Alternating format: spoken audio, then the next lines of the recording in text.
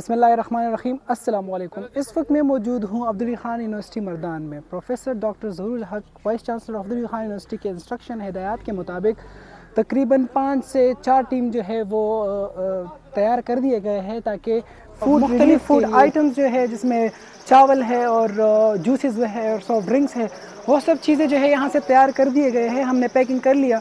तकरीबन हमारे पास जो पैकेज है वो 350 यानी 350 से लेकर 400 तक के लोगों के लिए है। अब्दुल खान यूनिवर्सिटी मर्दान की तरफ से सैलाब ज़दगान की इमदाद के लिए ये दूसरा दिन है जो पैकेजेस हमारे वॉलंटियर्स ने, जिसमें प्रोफेसर साहिबान ने हिस्सा लिया और हमारे एम्प्लॉइज़ के ने हिस्सा लिया, हमारे तलबा के सोसाइटीज़ ने हिस्सा लिया।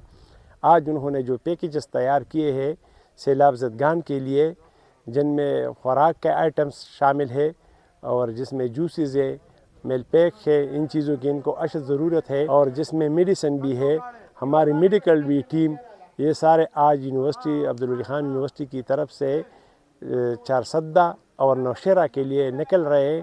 और ये हमारी फ़र्स्ट प्रायोरिटी है कि हम अपनी कौम की इस मुसीबत की घड़ी में उनकी खिदमत करें।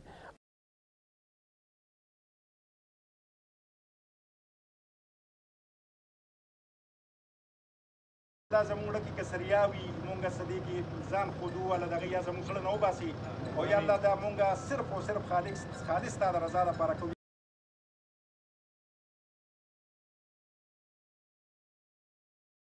بسم الله الرحمن الرحیم.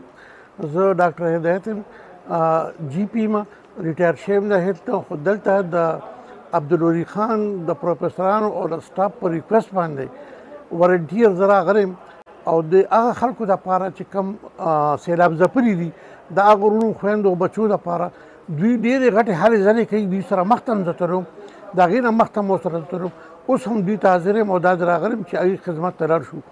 دوی د چا نه هېڅ قسم چنده نه ده اخیستې، خپلې تنخواګانې او خپل فنډ نه مکمل یو ډېر ښه هیوج اماونټ د میډیسن او د خوراک دپاره چې پای کې بسکټ دي، ډوډۍ په ځای استعمالولو، ماشومانو دپاره ټافیانې دي پکې، اوبه دي پکې، کلین واټر، او د ټولو نه غټه خبره چې کوم ده نو میډیسن خو به هر څوک ورکړي.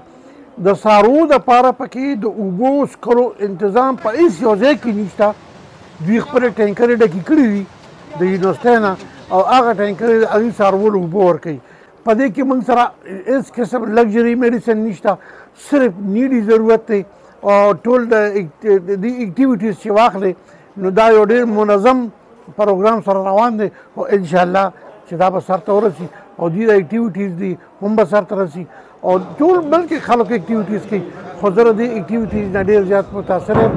بسم اللہ الرحمن الرحیم.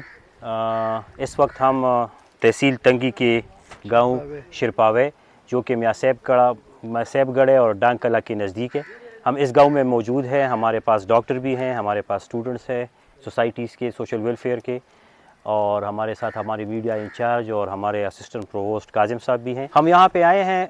میڈیا پہ اور پریکٹیکل آنے میں بہت فرق ہوتا ہے.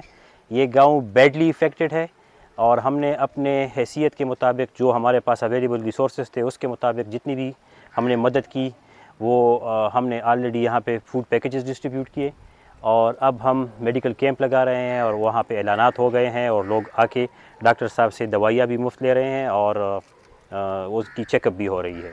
میں یہاں یہ چیز ایڈ کرتا چلوں کہ کل رات کو ہم نے آفیشیل یونیورسٹی کے پیج سے اور میڈیا کے گروپ سے ایک واٹس ایپ نمبر، ایک ایزی پیسہ نمبر شیئر کیا تھا، اور تو 3 گھنٹوں میں اس کی جو ریسپانس تھی وہ بہت اچھی تھی. ہمیں بہت اچھے ڈونیشنز مل رہے ہیں اور ہم ایکسپیکٹ کر رہے ہیں کہ یہ ڈونیشن اور بھی زیادہ ہوں گے.